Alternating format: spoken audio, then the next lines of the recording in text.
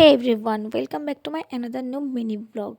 দিনটা ছিল সরস্বতী পুজোর দিন সকালবেলা। এখানে আমি রেডি হয়ে নিয়েছিলাম আর কাকি বর্ণালীকে রেডি করাচ্ছিল। তারপর ঋতু আর আমি দুজন মিলে চলে গেছিলাম জমিদার বাড়িতে, কারণ কিছু ফটো ভিডিওস নেওয়ার জন্য।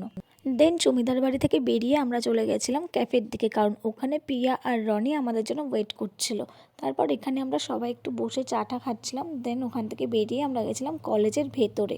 আর সরস্বতী পুজোর দিন কলেজে যাওয়ার একটাই কারণ, সেটা হলো এই ভাঙাচোরা লেভেলের ডান্স। আর আমার বান্ধবীরা তো না খেয়েই মাতাল। তো